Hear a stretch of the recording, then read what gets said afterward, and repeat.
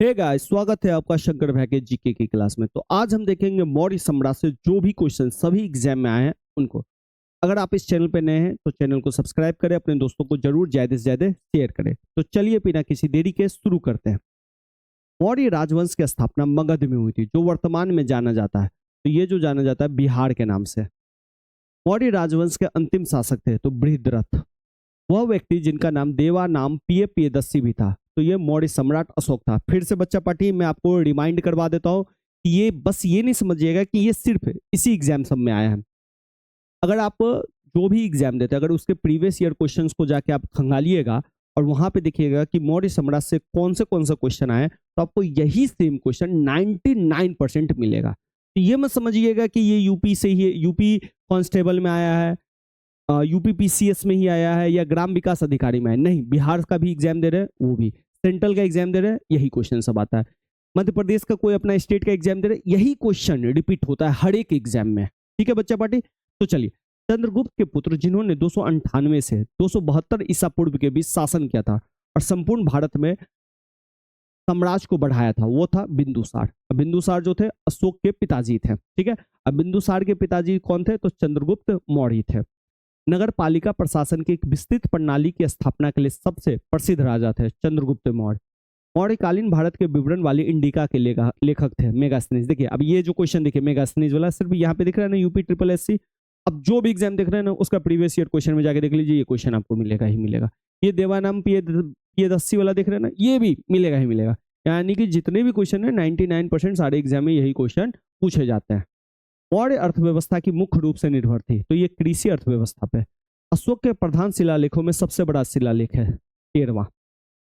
अशोक के आक्रमण के दौरान कलिंग की पूर्वी प्रांत की राजधानी थी तो तोसाली थी। डैश के बीच तक्षशिला शहर स्थित था, सिंधु और झेलम के बीच। सम्राट अशोक का डैश शिलालेख कलिंग पर उसके विजय का उल्लेख करता है, तो 13वां शिलालेख। अशोक का सिंह चतुर्मुख स्तंभ शीर्ष डैश में एक स्तंभ पर था, तो ये सारनाथ में था।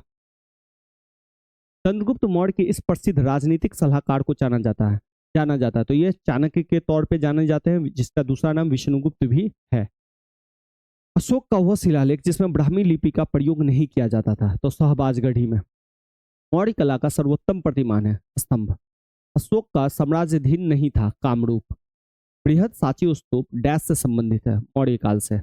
पाटलिपुत्र में स्थानांतरित होने से पहले डैश कई वर्षों तक मगध की राजधानी थी, तो राजगृह। लोडिया नंदनगढ़ स्तंभ डैश में स्थित है, तो ये चंपारण में स्थित है। अशोक सम्राट डैश ने लगभग 287 से 268 231 ईसा पूर्व के अपने शासनकाल के दौरान शिला और स्तंभों पर अपने लेख उत्कीर्ण करवाए थे, तो अशोक ने। सम्राट अशोक का पितामह था चंद्रगुप्त मौर्य। पितामह का मतलब होता है दादाजी। और डैश स्थल आधुनिक गुजरात में स्थित है, जहां अशोक के शिलालेख अवस्थित है, तो गिरनार। लगभग 260 ईसा पूर्व डैश मौर्य सम्राट ने कलिंग को जीतने के लिए सैन्य अभियान का नेतृत्व किया था। अशोक के अधिकांश शिलालेख डैश भाषा में थे, जबकि उपमहाद्वीप के उत्तर पश्चिम में पाए गए शिलालेख आरंभिक और यूनानी भाषा में। अधिकांश शिलालेख जो थे अशोक के, वो थे प्राकृत भाषा में। मौर्य शासन के दौरान डैश प्रांत को कर्नाटक में सोने की खान का केंद्र माना जाता था, स्वर्णगिरी। सेल्यूकस निकेटर नामक डैश शासक द्वारा मेगास्थनीज नामक राजदूत को चंद्रगुप्त मौर्य के दरबार में भेजा गया था, यूनानी। मौर्य शासक अशोक द्वारा निर्मित सारनाथ सिंह चतुर्मुख डैश से बना है, तो बलुआ पत्थर से बना है, जो सारनाथ में है। 326 ईसा पूर्व में भारत पर आक्रमण करने के लिए सिकंदर ने सबसे पहले डैश नदी को पार किया था, तो सिंधु नदी को। डैश मध्य प्रदेश में भगवान बुद्ध के सम्मान में सम्राट अशोक द्वारा बनवाया गया बौद्ध स्मारक है, सांची स्तूप। सांची के स्तूप का निर्माण डैश ने कराया था, अशोक ने। बौद्ध धर्म से संबंधित प्रख्यात भवन संरचना धमेक स्तूप का निर्माण मूलतः वंश के शासनकाल के दौरान कराया गया था, मौर्य वंश के। बौद्ध संरचना धम्मेक स्तूप कहाँ पर है? तो यह सारनाथ में स्थित है। तृतीय बौद्ध परिषद का आयोजन डैश के द्वारा कराया गया था, तो अशोक के द्वारा। अशोक तर्कसिद्ध रूप से प्रारंभिक भारत के सबसे प्रसिद्ध शासक थे, जिसने कलिंग पर विजय प्राप्त की थी। वे डैश के पोते थे, तो चंद्रगुप्त मौर्य के पोते थे। ऐतिहासिक ग्रांड ट्रंक रोड का निर्माण कई शासकों द्वारा कराया गया था। मौर्य वंश के शासक काल के दौरान इसे डैश कहा जाता था, तो ऐतिहासिक ग्रांड ट्रंक रोड, जिसको कि जीटी रोड के नाम से भी जाने जाता है, उसको मौर्य वंश के दौरान उत्तरापथ कहा जाता था। कलिंग युद्ध की हिंसा को देखकर प्रतिशोध लेने की सोच रखने वाले सम्राट अशोक का हृदय परिवर्तित हुआ और वे एक स्थिर चित्त एवं शांतिप्रिय सम्राट और डैश के अनुयायी बन गए। तो बाद में जो अशोक है कलिंग हिंसा के बाद बौद्ध धर्म के अनुयायी बन गए। चंद्रगुप्त मौर्य के गुरु डैश थे, तो विष्णुगुप्त जिनको हम कौटिल्य भी बोलते हैं और चाणक्य भी बोलते हैं। उदयन ने मगध की राजधानी को डैश शहर से हटाकर पाटलिपुत्र में स्थानांतरित किया गया, राजगीर में। डैश पुस्तक मेगास्थनीज ने लिखी है, इंडिका। अशोक के प्राचीनतम प्राप्त अभिलेख डैश लिपि में लिखे गए हैं, ब्राह्मी लिपि में। डैश ने मौर्य प्रशासन में अध्यक्षों को विभिन्न विभागों के अधीक्षकों के रूप में उल्लेखित किया था, कौटिल्य ने।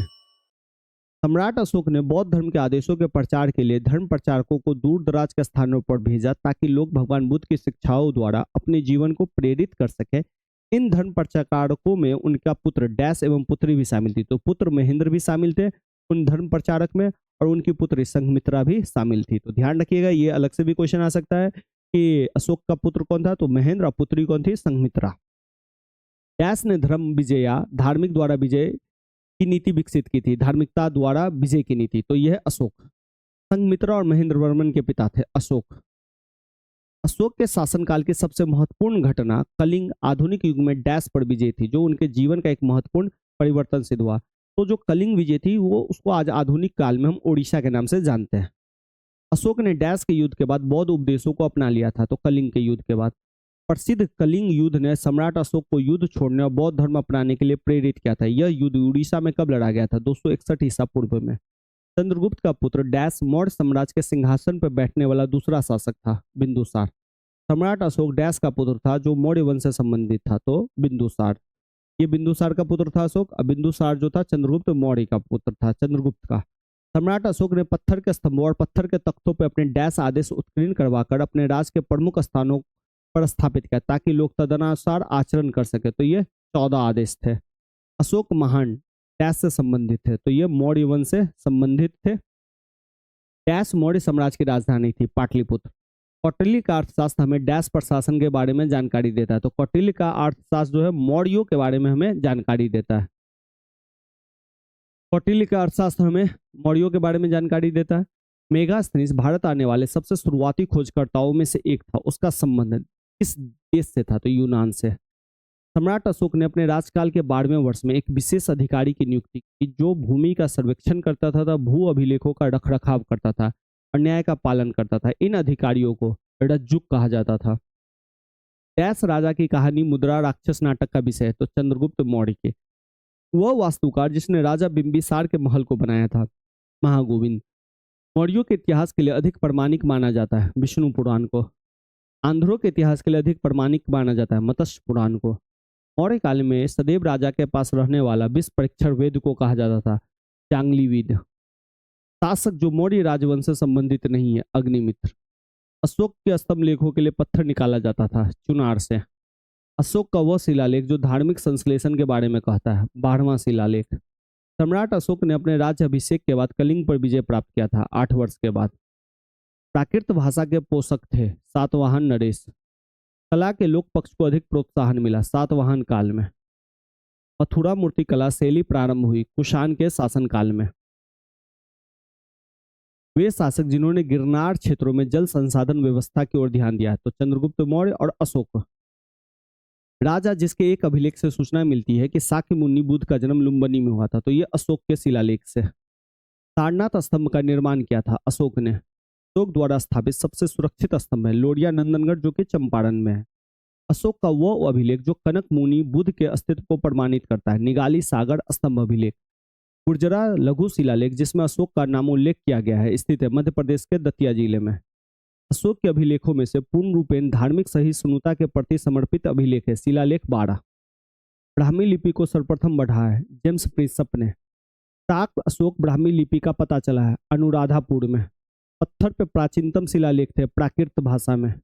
अपने साम्राज्य के उत्तरी पश्चिमी भाग में उत्कीर्ण राजयोगियों के लिए अशोक ने लिपियों का प्रयोग किया था, अरमाइक, ग्रीक और खरोष्ठी। इलाहाबाद में अशोक स्तंभ सूचना प्रदान करता है समुद्रगुप्त के बारे में। हाहियान भारत में आया 399 एडी में। अशोक का समकालीन तुर्मय राजा था मिस्र। मकदूनिया में अशोक का समकालीन राजा था एंटीगोन गोनटास। टॉलमी फिलाडेल्फस जिसके साथ अशोक के राजनीय संबंध थे कहाँ के शासक थे? मिस्र का।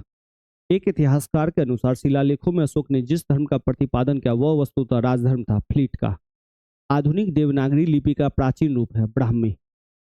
किसने सहिष्णुता, उदारता और करुणा के त्रिविध आधार पर राजधर्म की स्थापना की? अशोक। सांची का स्तूप बनवाया था? अशोक ने। ब्राह्मी लिपि का प्रथम उद्वाचन उत्कीर्ण अक्षरों में किया गया? स्तंभों पर। बुलंदी बाग प्राचीन स्थान था? पाटलिपुत्र का। मौर्य काल में तक्षशिला के प्रसिद्ध शिक्षा केंद्रों के द्वारा खुले थे ब्राह्मणों, क्षत्रियों और वैश्यों के लिए। मौर्य काल में दंड विधान थे काफी कठोर। कालसी प्रसिद्ध है अशोक के शिलालेख के कारण। चंद्रगुप्त मौर्य ने अपना अंतिम दिन व्यतीत किया सरवन बेलगोला में। अशोक का वह अभिलेख जिसमें धार्मिक सहिष्णुता का सिद्धांत की बात की गई है? शिलालेख 12 में। चंद्रगुप्त मौर्य की मृत्यु के बाद डैश मौर्य साम्राज्य के सिंहासन में बैठा? तो चंद्रगुप्त मौर्य का बेटा बिंदुसार। अंतिम मौर्य सम्राट की हत्या के लिए जिम्मेदार था पुष्यमित्र शुंग और इन्होंने बृहद्रथ की हत्या करने के बाद शुंग वंश की स्थापना की थी।